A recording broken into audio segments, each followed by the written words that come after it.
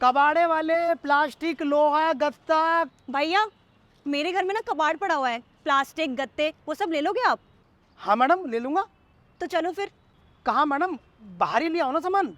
अरे भैया सामान बहुत सारा है, मेरे घर पे चलो, वहीं देख लेना क्या क्या सामान है। अच्छा चलो तो चलते हैं फिर। चलो आ जाओ भैया आ जाओ। अरे यार, घर कितना मस्त है। इन मैडम ने मुझे घर में बुलाकर बहुत बड़ी गलती कर दी। अब तो कुछ सोचना पड़ेगा इनके बारे में। भैया ये लो, ये है कबाड़ा, देख लो। ये है? अच्छा वो मैडम, एक गिलास पानी मिल जाएगा? वो गर्मी के मारे ना गला सूख रहा है, बहुत तेज से प्यास लग रही है। ठीक है अभी लेके आती हूँ। बहुत मोटी फर्म है ये मैडम। ऐसा सबक सिखा के जाऊंगा इनको, जिंदगी में याद रखेंगी ये। ये लो पानी। धन्यवाद मैडम।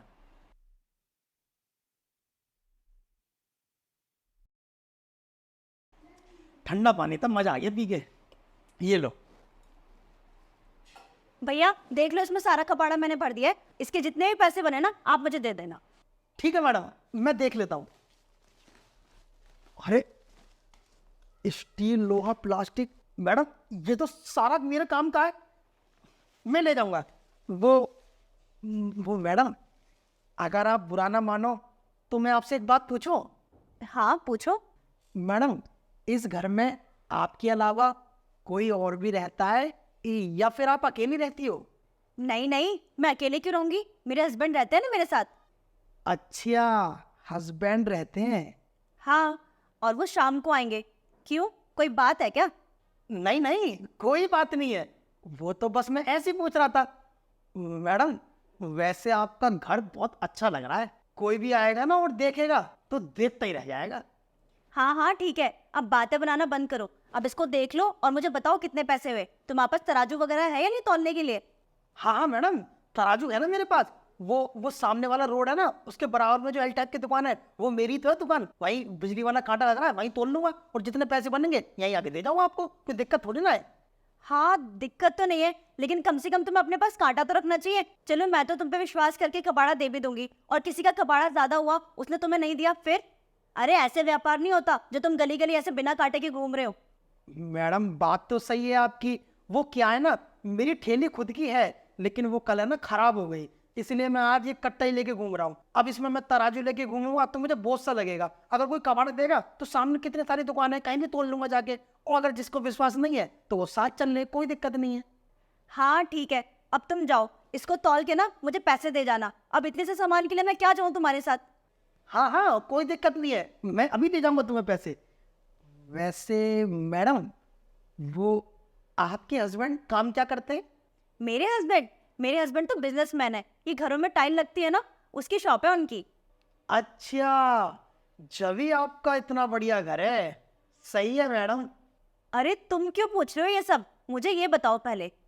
अरे मैडम बस ऐसे पूछ रहा हूँ, आप बुरा मत मानना, वो नॉर्मली पूछ रहा हूँ मैं। मैडम मैं क्या कह रहा था कि मैं क्या तोलूंगा से, मुझे इतना अंदाजा है कि किस सामान के कितने पैसे होंगे। आप, मैं इसमें देख लेता हूँ एक बार। ये प्लास्टिक है और ये लोहा है। ये समथिंग आपका 1500 रुपये का सामान होगा। मैं आपको 1500 रुपये दे जाऊँ? अगर आपको विश्वास नहीं है तो एक बार आप दुकान पर देख लो, इतने ही बैठेंगे, पक्का विश्वास है मुझे अपने ऊपर। 1500? ये 1500 रुपए का है? मैं तो सोच रही थी 500-600 रुपए का होगा। अरे नहीं मैडम, इसमें वजन है, और लोहा तो वैसे भी महंगा हो रहा है, आपको पता ही है, 1500 से क्या ही कम होगा। और वैसे भी मैडम 10 साल हो गए मुझे कबाड़े का काम करते करते, मैं देख के बता देता हूँ कि कितना कबाड़ा कितने रुपए का होगा। अच्छा ठीक है फिर 1500 रुपए दे दो, कोई बात नहीं। हाँ हाँ मैडम, एक मिनट देता हूँ अभी। वैसे मैडम एक बात बताओ, आपके पति बिजनेसमैन है तो पैसा बहुत मोटा कमाते होंगे, है ना? अरे ऑब्वियसली बिजनेसमैन है तो अच्छा पैसा तो कमाएंगे ही ना। और तुम्हारा काम कैसा है, इस कबाड़े के काम से तुम्हारा गुजारा हो जाता है या नहीं? हाँ मैडम, चल जाता है, बस भगवान की कृपा से दाल रोटी तो चल ही रही है। वैसे मैडम एक बात बताओ, आपके हस्बैंड घर कितने बजे आते हैं? क्या बात है, तुम मेरे घर के बारे में इतनी इन्फॉर्मेशन क्यों ले रहे हो? कुछ काम है क्या मेरे पति से? अरे नहीं मैडम, मुझे उनसे कोई काम नहीं है। मैं तो आपके हस्बैंड को जानता भी नहीं हूँ, बस ऐसी मन में क्वेश्चन आया था, बस पूछ लिया। कोई नहीं, ये पकड़ो 1500 रुपये अपने, ये लीजिए, गिन लो।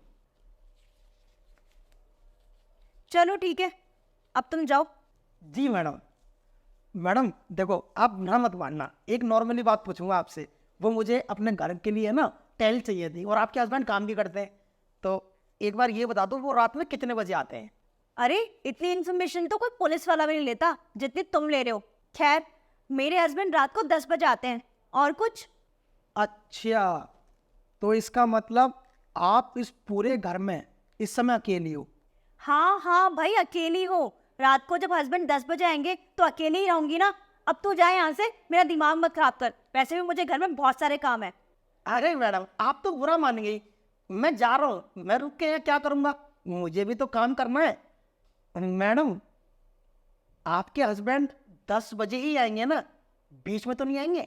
अरे यार, तेरा दिमाग खराब है। तू मेरे घर के बारे में बार बार इन्फॉर्मेशन लिए जा रहा है। मैंने तुझे कबाड़ा दे दिया, तूने मुझे पैसे दे दे, काम खत्म ना। अब जा यहाँ से। अरे मैडम, आप इतने गुस्सा क्यों हो रहे हो फिर? अरे गुस्सा होने वाली तो बात ही है। मेरे पति रात को 10 बजे आएंगे बीच में, तुझे उससे क्या मतलब? तू होता कौन है ये सब कुछ पूछने वाला? अरे मैडम, आप तो सच में बहुत गुस्से वाली हो। आपको जरा जरा सी बात तो गुस्सा आ जाता है। वैसे आप एक बात बताओ, आप मुझे जानती हो?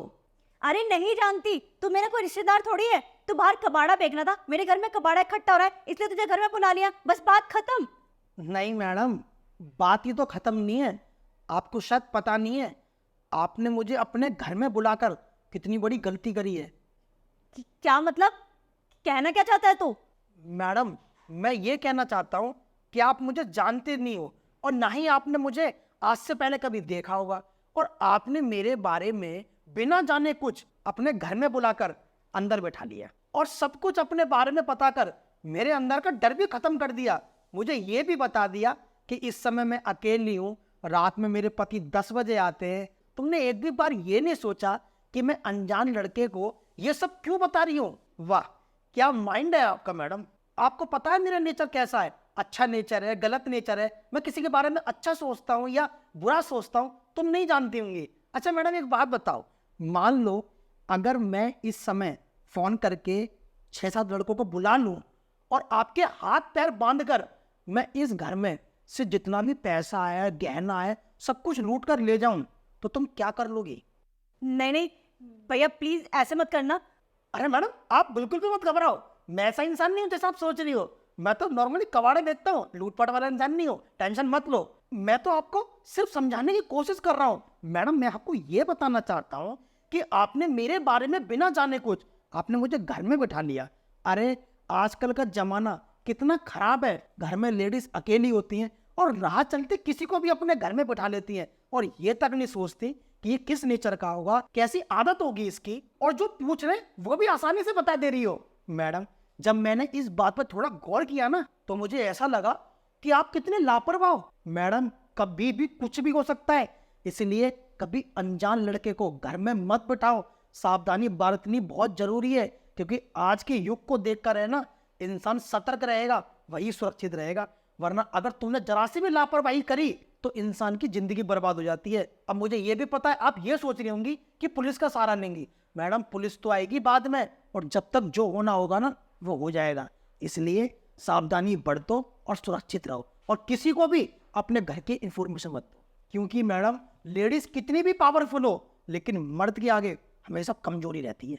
बस मैं आपको यही समझाना चाहता था, और उम्मीद करता हूँ कि आप मेरी बातों को थोड़ा बहुत समझोगी और आगे को अपने भविष्य के बारे में और अपने बारे में जरूर सोचोगी। हाँ भैया, आप बिल्कुल सही बोल रहे हो। मैंने तो सोचा भी नहीं था कि ऐसा भी कुछ हो सकता है, लेकिन आपने आज मुझे अपनी लाइफ की बहुत बड़ी सीख दी है। आगे से मैं ध्यान रखूंगी कि अपने घर में कभी भी किसी अनजान आदमी को नहीं बैठाना चाहिए। मैं बहुत गलत थी भैया, thank you so much, thank you. चलो ठीक है मैडम, अच्छा लगा जानकर कि आपको समझ तो आया। ठीक है, फिर मैं चलता हूँ, नमस्ते।